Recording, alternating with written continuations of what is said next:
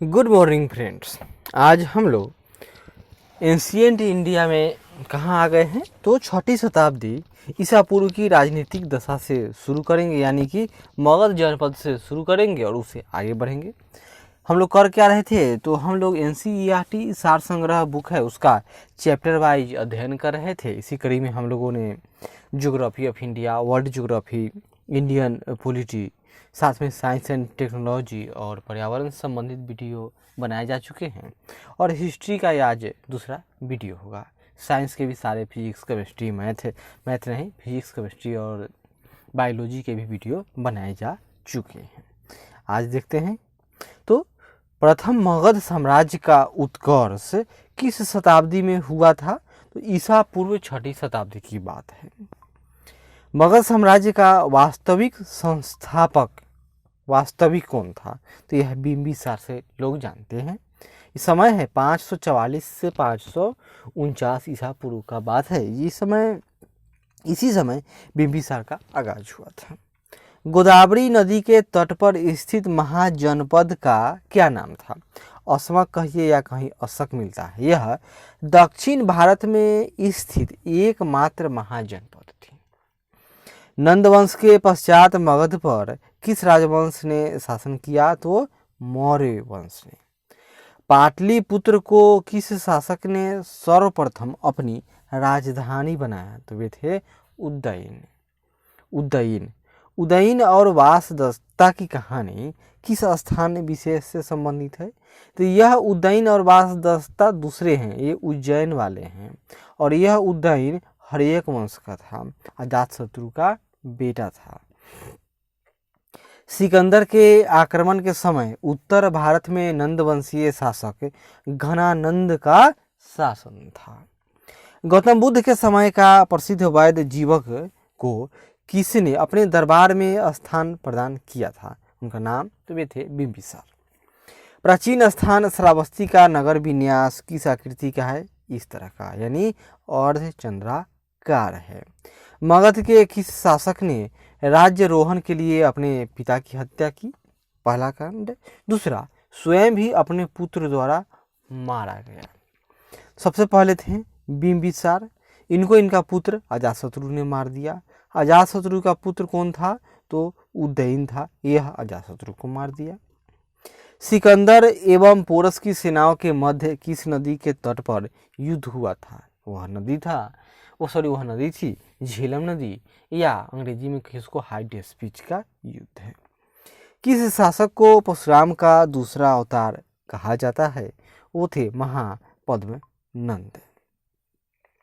आगे देखिए, यह 16 महाजनपद एवं उनकी राजधानियां हैं। एक नज़र देख लीजिए, ये महाजनपद हैं और ये राजधानी, जैसे अंग तो राजधानी है चंपा, या प्राचीन नाम इसका मालिनी, जो आज का मुंगेर भागलपुर में है।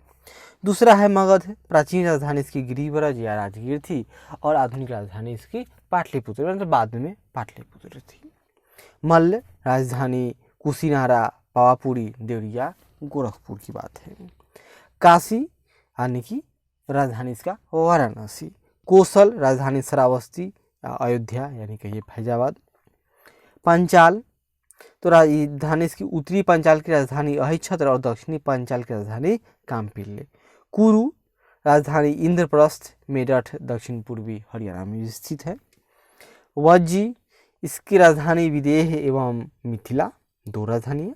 मत्स्य राजधानी विराटनगर, इसका नाम आधुनिक नाम जयपुर है। वत्स की राजधानी कौशाम्बी यानी इलाहाबाद में बांदा कहेंगे। सूरसेन ये राजधानी मथुरा। चेदी राजधानी सोत्तीवती या सुक्तिमती। अस्मक राजधानी पोतन या पोटली। अवंती उत्तरी अवंती की राजधानी उज्जैन व दक्षिणी अवंती की राजधानी महिष्मती थी। गांधार इसकी राजधानी कहाँ है गांधार का तो तक्षशिला पाकिस्तान में है। कंबोज राजधानी हाटक या राजपुर कश्मीर में। वज्जी तथा मल्ल महाजनपदों में गणतांत्रिक व्यवस्था थी। हर्यक वंश का अंतिम शासक नागदशक था। उज्जैन का प्राचीनतम नाम क्या था, अवंतिका था। सिकंदर की मृत्यु कहाँ हुई थी, बेबीलोन में, 323 ईसा पूर्व की बात है। ग्रीक लेखकों ने किस शासक का उल्लेख अग्रमीज एवं जयेंद्र मीज के नाम से किया है? उनका नाम था घनानंद। सिकंदर के समकालीन यूनानी लेखकों का विवरण जैसे याद कीजिए अरिस्टोब्यूलस, ओनोसेक्रिटस और निरियाकस। तो अरिस्टोब्यूलस क्या लिखे? ये लिखे युद्ध का इतिहास। इसका साक्ष्य एरियन व प्लूटार्क ने अपनी रचनाओं का आधार बताया है। किसको? तो यही अरिस्टोब्यूलस। और ओनोसेक्रिटस इन्होंने क्या लिखा? ये लेखक हैं सिकंदर की जीवनीकार हैं और यह जहाजी बेड़े का चालक था। निरियाकस तो यह स्ट्रोबो या एरियन के विवरण देते हैं। यह सिकंदर के जहाजी बेड़े का एडमिरल था। निरियाकस बौद्ध ग्रंथ अंगुत्तर निकाय एवं जैन ग्रंथ भगवती सूत्र में 16 महाजनपदों का उल्लेख मिलता है। सबसे पहले हम लोग कौन पढ़ेंगे? तो सबसे मुख्य मौर्य जन साम्राज्य ही है, इसी को मुख्य रूप से पढ़ा जाता है। लेकिन यहाँ पर हर्यक वंश, उसके बाद हर्यक वंश में कौन राजा होंगे? तो बिंबिसार, अजातशत्रु और उदयन प्रमुख राजा। उसके बाद में आता है नागवंश जिसमें शिशुनाग और कालाशोक। और उसके बाद महापद्मनानंद का काल है जिसमें महापद्मनानंद पहले और अंतिम घनानंद। तीसरा हो गया चौथा वंश मौर्य साम्राज्य था। मगध की बात हो रही है। तो देखते हैं बृहद स्तर पर केंद्रित प्रथम भारतीय साम्राज्य स्थापित किया गया था। किसने किया? तो चंद्रगुप्त मौर्य द्वारा। चाणक्य के बचपन का क्या नाम था? विष्णुगुप्त था। सेंड्रोकोट्स नाम से चंद्रगुप्त मौर्य की पहचान किसने की? तो विलियम जोन्स ने की थी। चंद्रगुप्त मौर्य का विशिष्ट रूप से वर्णन किसके ग्रंथ में हुआ? वो ग्रंथ है विशाख दत्त का ग्रंथ था, मुद्रा राक्षस। कौटिल्य द्वारा अर्थशास्त्र शासन के सिद्धांतों से संबंधित पुस्तक है जिसमें मुख्य रूप से राजनीतिक एवं आर्थिक नीतियों पर प्रकाश डाला गया है। बुलंदी बाग नामक प्राचीन स्थान कहाँ स्थित है? तो पाटलिपुत्र में है। मैकियावेली के प्रसिद्ध ग्रंथ द प्रिंस की तुलना किससे की जा सकती है? तो कौटिल्य का अर्थशास्त्र। और पाटलिपुत्र में स्थित चंद्रगुप्त का महल मुख्यतः किससे निर्मित था? तो वह लकड़ी का महल था। सेल्यूकस जिसे अलेक्जेंडर द्वारा सिंध एवं अफगानिस्तान का प्रशासक नियुक्त किया गया था को किस भारतीय राजा ने पराजित किया? किसको? तो सेल्यूकस को। तो किसने हराया? तो चंद्रगुप्त मौर्य ने पराजित किया। बिंदुसार ने मित्रतापूर्ण पत्र व्यवहार में सीरिया के शासक एंटियोकोस से 3 वस्तुएं कौन कौन? मीठी मदिरा, सूखी अंजीर एवं एक दार्शनिक यानी सोफिस्ट की मांग की थी। दार्शनिक को छोड़कर अन्य वस्तुओं को एंटियोकस ने बिंदुसार को भेजा था। कुम्हार नामक स्थल से किस प्राचीन नगर के अवशेष प्राप्त हुए हैं? तो पाटलिपुत्र के। किसने सहिष्णुता, उदारता और करुणा के त्रिविध आधार पर राजधर्म की स्थापना की थी? कौन थे? तो महान सम्राट अशोक। सेंड्रोकोट्स यानी चंद्रगुप्त मौर्य और सिकंदर महान की भेंट का उल्लेख किसने किया है? तो जस्टिन ने किया था। मालवा, गुजरात, महाराष्ट्र को किस शासक ने पहली बार जीता था? तो चंद्रगुप्त मौर्य। मौर्यकालीन अधिकारी याद कीजिए। मौर्य काल में सबसे उच्च स्तर के अधिकारी को तीर्थ कहे जाते थे और उनकी संख्या 18 थे। कौन कौन? मंत्री या पुरोहित, यह प्रधानमंत्री तथा प्रमुख धर्माधिकारी थे। दूसरा युवराज, यह राजा का उत्तराधिकारी। तीसरा सन्निधाता यानी राजकीय कोषागार का प्रधान अधिकारी यानी कोषाध्यक्ष। समाहर्ता मतलब राजस्व विभाग का सर्वोच्च अधिकारी, वित्त मंत्री या कर संग्राहक। समाहर्ता यानी कलेक्टर मतलब कलेक्ट करने वाला, आज का कलेक्टर नहीं, यह कर संग्राहक था। मंत्री परिषद का अध्यक्ष। प्रदेष्ठा फौजदारी न्यायालय का न्यायाधीश यानी कमिश्नर। व्यवहारिक दीवानी न्यायालय का प्रमुख न्यायाधीश। नायक सेना का संचालक, नगर रक्षा का अध्यक्ष। सेनापति सेनाध्यक्ष, सर्वोच्च सैन्य कमांडर सेनापति। अंतर्वशिक यह क्या थे? सम्राट का अंगरक्षक, सेना का प्रधान अधिकारी। कर्मांतिक उद्योग धंधों एवं कारखानों का प्रधान निरीक्षक या अध्यक्ष। प्रशासता राजकीय आज्ञाओं को लिपिबद्ध करने तथा राजकोषीय दस्तावेजों को सुरक्षित रखने वाला। दंडपाल, सैन्य सामग्री का प्रबंधन करने वाला प्रमुख अधिकारी। दुर्गपाल, दुर्ग के भीतरी देश के भीतरी दुर्गों का प्रबंधक दुर्गपाल। अंतपाल, अंत यानी अंत हो चुका है, मतलब सीमावर्ती दुर्गों का रक्षक अंतपाल। आठवीं, वन विभाग का सर्वोच्च अधिकारी आठवीं।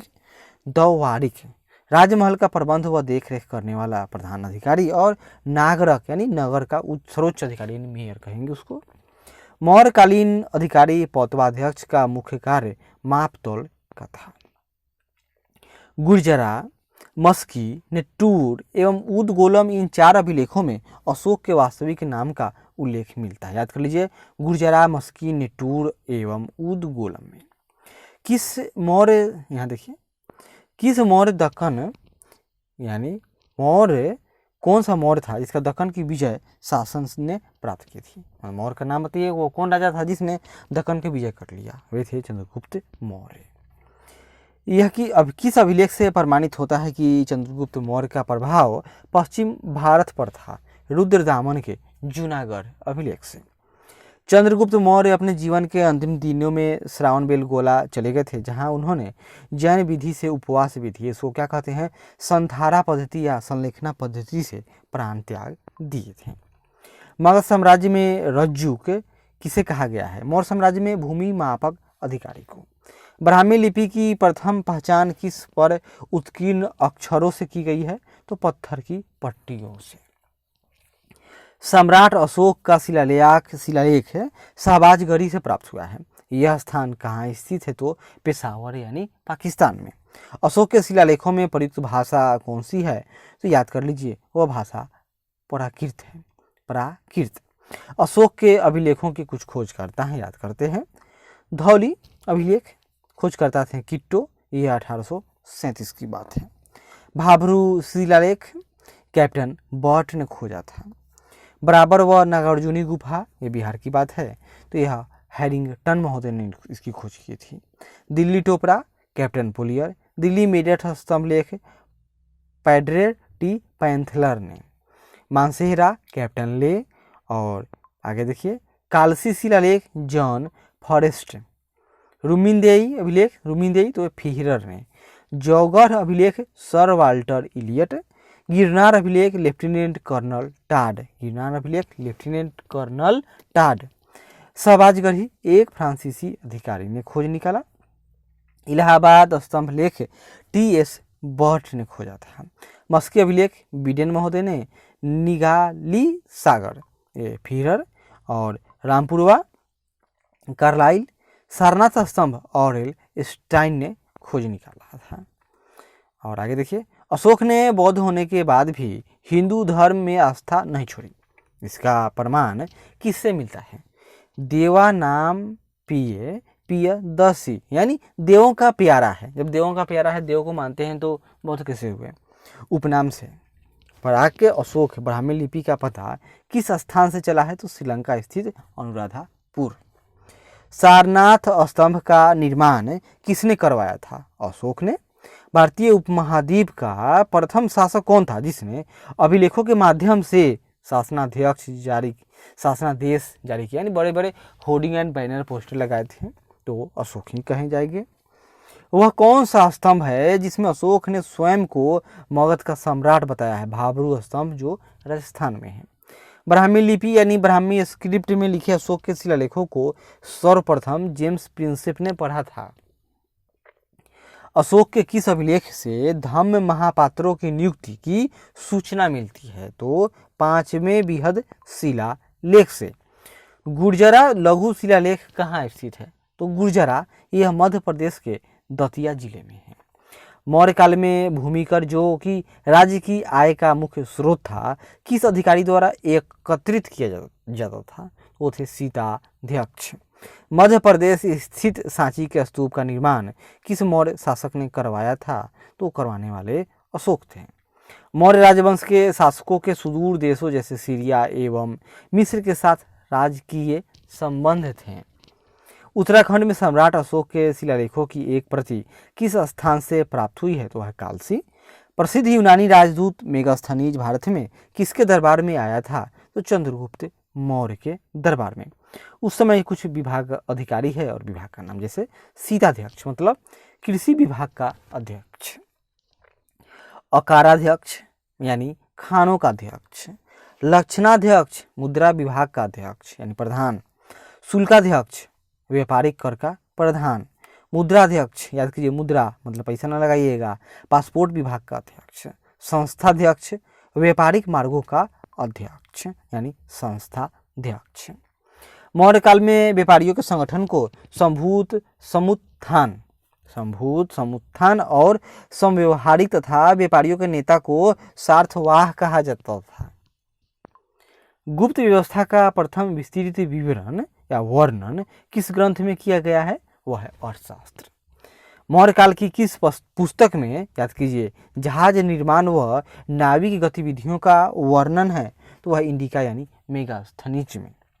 चंद्रगुप्त मौर्य अपने अंतिम समय में किस धर्म का अनुयायी हो गया था? तो जैन धर्म। कौन सा स्थान मौर्य काल में शिक्षा का सर्वाधिक प्रसिद्ध केंद्र था? तो समय तक्षशिला ही था।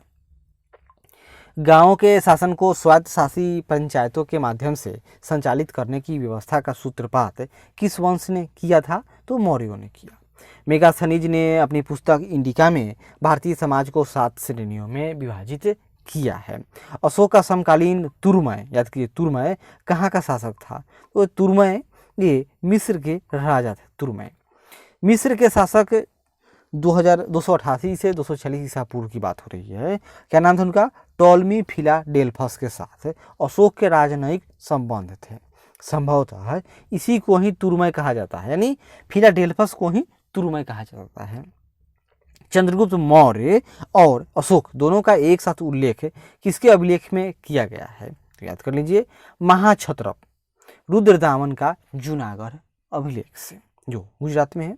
भाग एवं बलि कौन? तो भाग एवं बलि किसके प्रमुख स्रोत थे? तो ये राजस्व के स्रोत थे। गिरनार क्षेत्र में एक झील का निर्माण किस शासक ने करवाया था? तो चंद्रगुप्त मौर्य ने। कौशाम्बी तथा प्रयाग के स्तंभों में अशोक की रानी कौडुवाकी द्वारा दान दिए जाने का उल्लेख मिलता है। इसे ही रानी का अभिलेख कहा गया है। कौन कौन? तो कौशाम्बी तथा प्रयाग के स्तंभों में अशोक की जो रानी थी कौरवाकी, उसका अभिलेख है, इसलिए इसको रानी का अभिलेख कहा जाता है। प्राचीन काल के किस ग्रंथ में पति द्वारा परित्यक्त पत्नी के लिए विवाह विच्छेद की अनुमति दी गई है? यानी कि पति छोड़ दे तो विधवा मतलब तलाक की बात है, तलाक ले लो भाई, दूसरा विवाह कर लो। तो यह अर्थशास्त्र में है। कलिंग युद्ध की विजय तथा क्षत्रियों का वर्णन अशोक के किस शिलालेख में है? तो 13वें शिलालेख में है। अशोक के अभिलेखों से किस दक्षिणी राज्य के अतिरिक्त सभी दक्षिणी राज्यों का उल्लेख प्राप्त होता है? यानी सातवाहन को छोड़कर बाकी सबका नाम अशोक के अभिलेख में है। अंतिम मौर्य सम्राट कौन था? तो बात है बृहद्रथ की। मौर्यों की जल संस्थान व्यवस्था की जानकारी किस अभिलेख से प्राप्त होती है? तो रुद्रदामन का गिरनार अभिलेख है। अशोक का समकालीन मिस्र का राजा कौन था? याद कर लीजिए अलेक्जेंडर था। सेल्यूकस निकेटर जिससे चंद्रगुप्त ने अफगानिस्तान प्राप्त किया था, वह कहाँ का शासक था? तो वह सीरिया बेबीलोन का शासक था। अशोक के पश्चात देवनामपीय की उपाधि किसने धारण की? तो उसका पोता दशरथ ने धारण किया था। कुछ अशोक की उपाधियां हैं, जैसे अशोक की उपाधि, तो स्रोत इसका है मस्की लघु शिलालेख, यानी मस्की लघु शिलालेख में अशोक का नाम मिलता है। गुर्जरा शिलालेख, इसमें देवनाम पियस, यहाँ देखिए देवनाम पियस अशोक राजा लिखा गया है। कहाँ? तो गुर्जरा लघु शिलालेख में। रुद्रदामन का जूनागढ़ अभिलेख, इसमें अशोक मौर्य वर्णन है। बराबर गुहा लेख, इसमें प्रियदर्शी राजा। भाभरू बैराट लघु शिलालेख में प्रियदर्शी राजा मगध, यानी मगध का राजा है। कंधार बृहद शिलालेख दीपवंश महावंश, इसमें प्रियदर्शी राजा के रूप में अशोक का वर्णन है। वहीं पुराण में अशोक वर्धन कहा गया है। और नेटूर लघु शिलालेख में राजा अशोक है, और उदगोलम लघु शिलालेख में राजा अशोक देवनाम पिय लिखा हुआ मिलता है। अशोक ने अपने पिता बिंदुसार के शासनकाल में किस क्षेत्र में विद्रोह का दमन किया था? बात है तक्षशिला की। अपने ऊपर आश्रित बच्चों एवं पत्नी की समुचित व्यवस्था किए बिना भिक्षु बनने वालों के लिए किस दंड का प्रावधान किया गया था? किसने दंड का प्रावधान किया था? तो वही कौटिल्य महोदय करेंगे, दूसरा कौन करेगा? खरोष्ठी लिपि की उत्पत्ति किससे हुई थी? तो अरमाइक भाषा से। कौटिल्य किसके प्रधानमंत्री थे? चंद्रगुप्त मौर्य के। मौर्यों के पश्चात भारत की उत्तर पश्चिमी सीमा पर किसका अधिकार हो गया? बैक्ट्रियन शासकों का। मौर्य शासन व्यवस्था में रूपदर्शक नामक अधिकारी का कार्य क्या था? सिक्कों का परीक्षण करना। वह मौर्य राजा जो अमित्र घात के नाम से जाना जाता है कौन था? तो बिंदुसार। मौर्य काल की कुछ मुद्रा है उसके बारे में जानकारी। तो इस काल में चांदी व तांबे के सिक्कों का उल्लेख मिलता है। चांदी के सिक्कों के 4 प्रकार के थे, कौन कौन? तो पौन, अर्धपौन, पाद, अष्टभाग, ये सब चांदी के सिक्के थे। वहीं तांबे के सिक्के के प्रकार, तो तांबे के सिक्कों में मासक, अर्धमासक, काकनी, अर्ध काकनी, यानी मासक और काकनी तांबे के सिक्के हैं। वहीं चांदी के सिक्के में पौन, पाद, अष्टभाग और जानी जाइएगा, ये सब चांदी और तांबे के सिक्कों का वर्णन है। अशोक ने अपने राज्याभिषेक के 8वें वर्ष यानी 261 ईसा पूर्व में कलिंग पर आक्रमण कर उस पर विजय प्राप्त की। क्लियर है? आगे देखिए। अब मौर्य के बाद मौर्योत्तर काल, इसमें क्या होगा? तो सिमुक किस वंश का संस्थापक था? तो सातवाहन वंश का। आंध्र सातवाहन राजाओं की सबसे लंबी सूची किस पुराण में मिलती है? तो मत्स्य पुराण में। सातवाहनों की राजधानी कहाँ स्थित थी? तो अमरावती में। सातवाहन काल का सर्वश्रेष्ठ शासक कौन था? तो गौतमीपुत्र सतकर्णी। गौतमीपुत्र सतकर्णी ने वेनकटक स्वामी की उपाधि धारण की तथा वेनकटक नामक नगर की स्थापना की। इसे वेदों का आश्रय कहा जाता है। कुषाण शासक कनिष्क का राज्याभिषेक कब हुआ था? तो 78 ईस्वी की बात है। 78 ईस्वी शक संवत। इसी समय जो कुषाण था इसने शक संवत आरंभ किया था। उत्तर तथा उत्तर पश्चिमी भारत में सर्वाधिक संख्या में तांबे के सिक्कों को किसने जारी किया? तो कुषाणों ने। विक्रम एवं शक संवत में कितने वर्षों का अंतर है? तो विक्रम संवत, शक संवत जो 78 ईस्वी में जारी हुआ था और विक्रम संवत है लगभग 58 ईसा पूर्व में है। तो 78-58 जोड़ लीजिएगा तो 135 वर्ष का डिफरेंस है। मौर्यों के बाद दक्षिण भारत में सबसे प्रभावशाली राज्य कौन था? सातवाहन। शुंग वंश के बाद किस वंश ने भारत पर राज्य किया? तो कनव वंश ने। कनिष्क को किस चीनी जनरल ने पराजित किया था? वे थे पांचाल। किस वंश के साम्राज्य की सीमाएं भारत के बाहर तक फैली हुई थी? तो वो है कुषाण वंश। विक्रम संवत कब से आरंभ मानी जाती है? तो 57 ईसा पूर्व की बात है। कलिंग नरेश खारवेल किस वंश से संबंधित थे? तो चेदी थे। प्रथम ईरानी शासक कौन था? डेरियस प्रथम। अफगानिस्तान में स्थित बामियान किस लिए प्रसिद्ध था? तो बुद्ध की विशाल प्रतिमा के लिए। किसके सिक्कों पर मातृ देवी उमा का नाम मिलता है? तो कुषाण शासकों के। चतुर्भुजी विष्णु के सिक्के किसने चलवाए? तो हुबिस्क ने चलवाए थे। बुद्ध का अंकन किसके सिक्कों पर हुआ है? तो कनिष्क के सिक्कों पर। यौधेय सिक्कों पर किस देवता का चित्रांकन है? तो कार्तिकेय का है। और भारतीय और यूनानी यानी ग्रीक कला शैली के सम्मिश्रण को गांधार शैली के नाम से जाना जाता है। प्राचीन भारत में सर्वप्रथम सोने के सिक्के किसने जारी किए थे? तो कुषाणों ने। कनिष्क का राजवैद्य कौन था? चरक थे।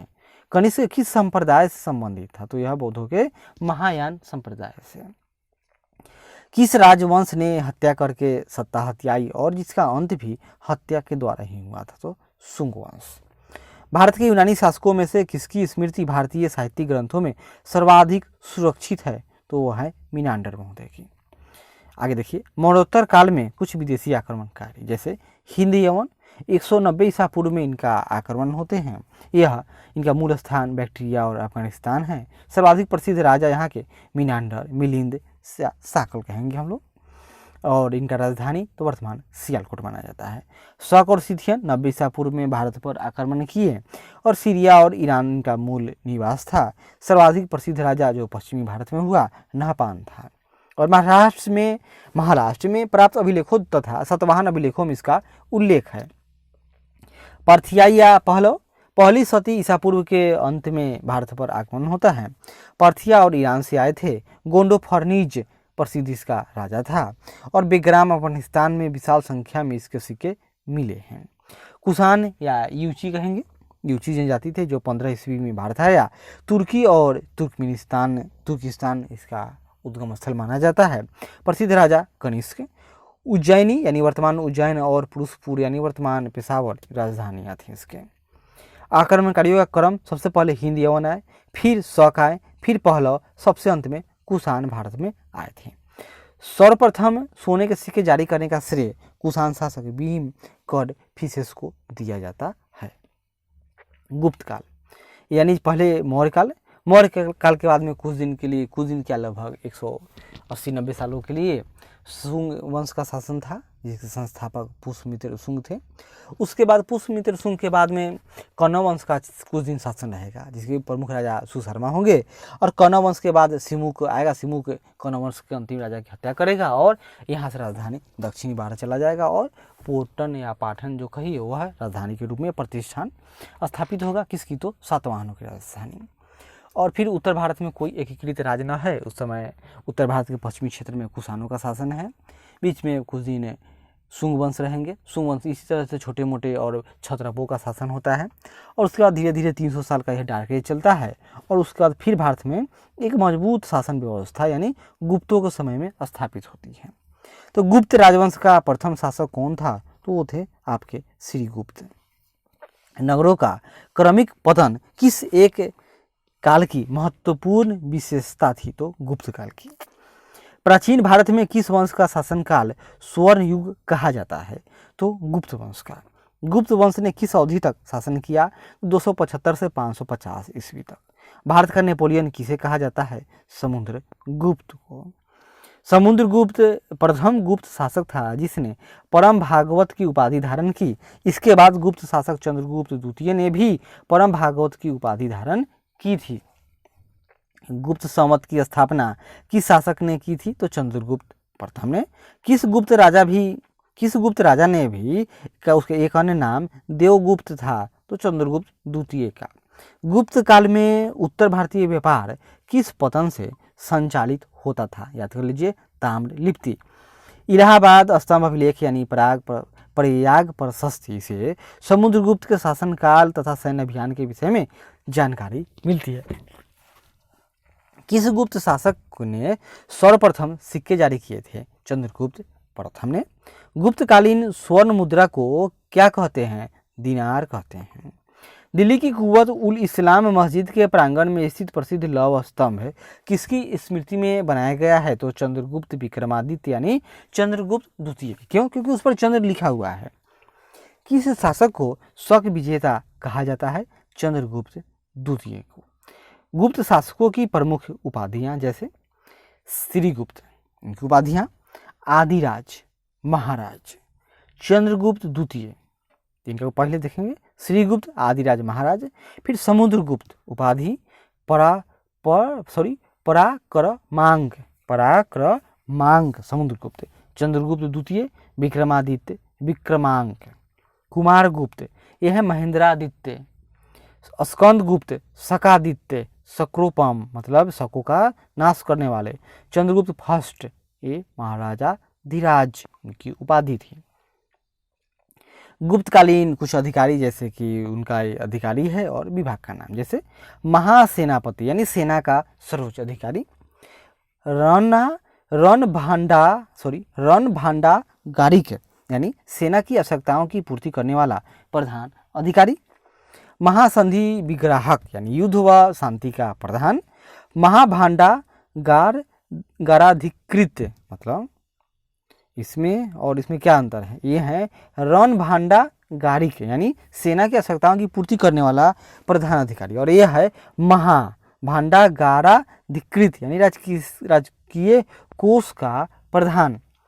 फिर देखिए महाअक्षपटलिक वे हैं अभिलेख विभाग का प्रधान, सर्वाध्यक्ष केंद्रीय सचिवालय का प्रधान, महाप्रतिहार राजप्रसाद का मुख्य सुरक्षा अधिकारी, ध्रुवाधिकरण यानी भूमि कर वसूलने वाले विभाग का प्रधान ध्रुवाधिकरण, और अग्रहारिक तो दान विभाग का प्रधान।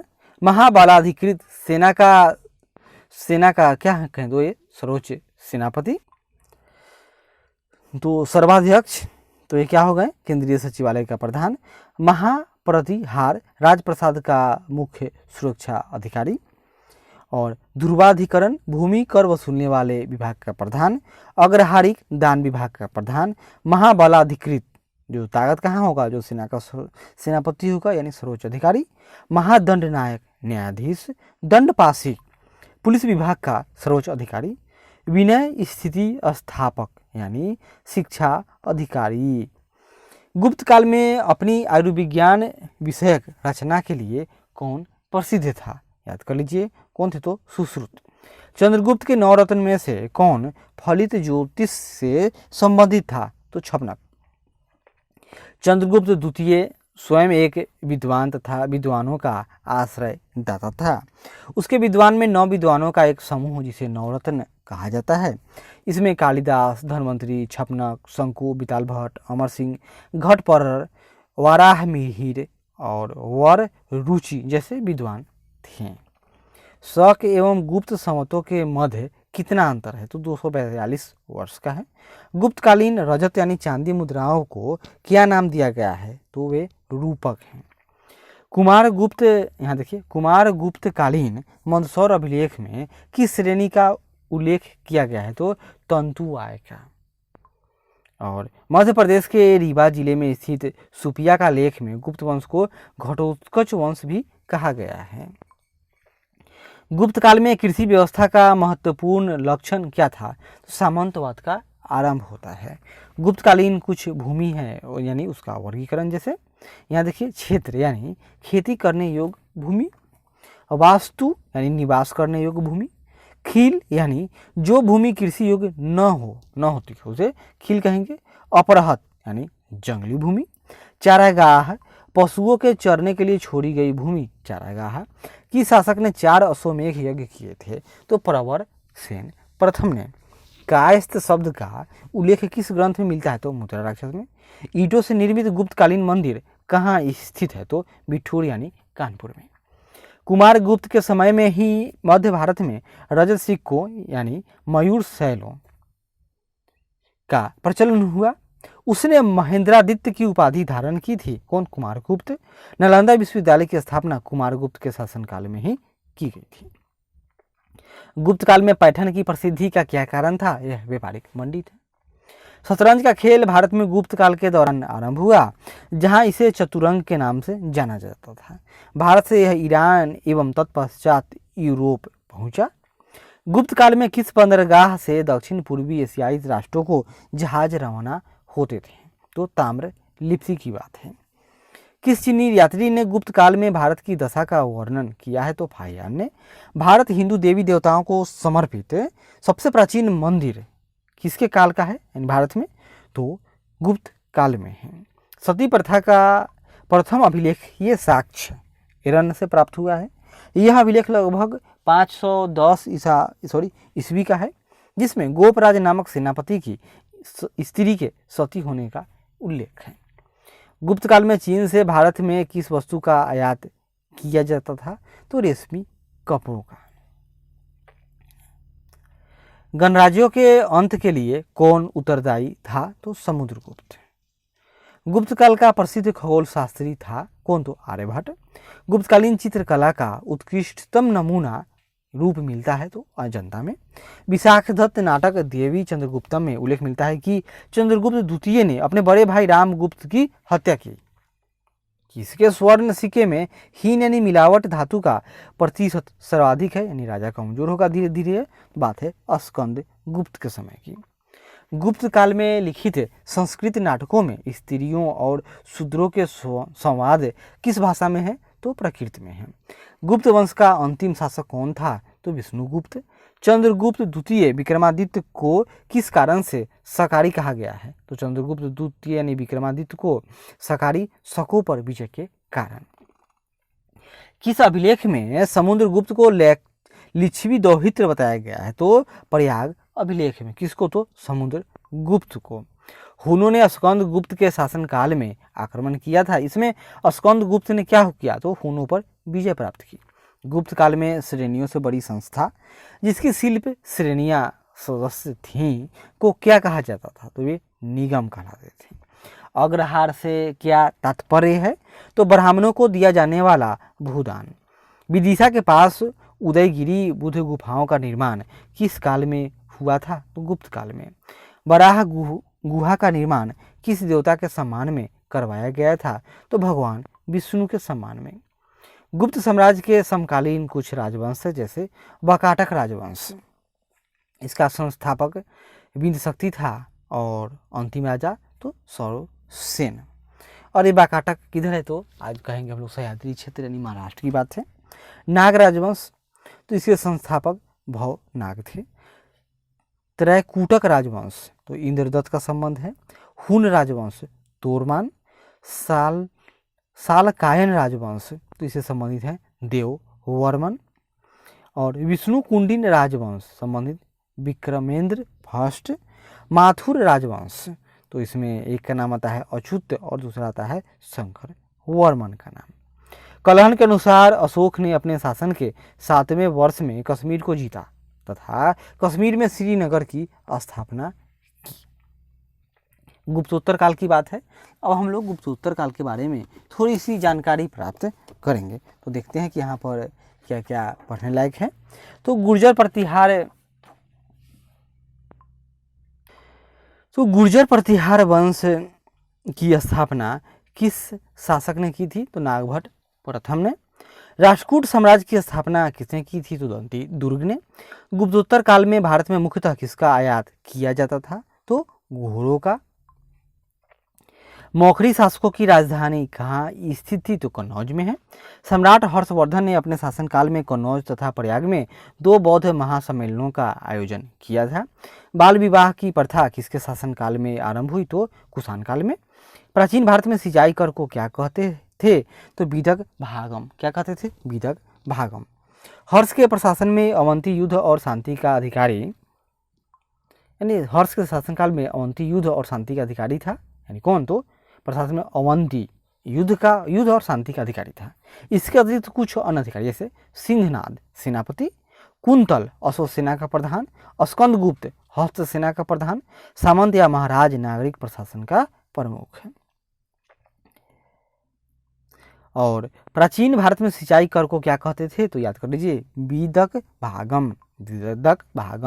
तीसरी शताब्दी तीसरी की बात है में वारंगल किस लिए प्रसिद्ध था तो लोहे के यंत्रों और उपकरणों हेतु।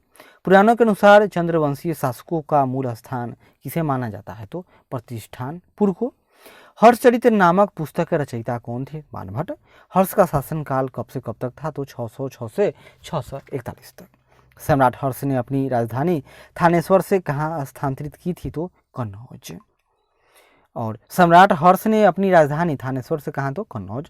कवि भानभट्ट कहाँ के निवासी थे तो औरंगाबाद महाराष्ट्र के थे। नर्मदा नदी पर सम्राट हर्ष के दक्षिणावर्ती अभियान को पुलकेशिन द्वितीय ने रोक दिया। नालंदा विश्वविद्यालय किस राज्य में स्थित है तो यह बिहार में है।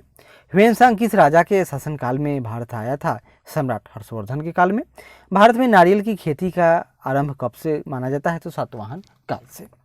कौशेय शब्द का प्रयोग किसके लिए किया गया तो कौशेय यानी रेशम के लिए है।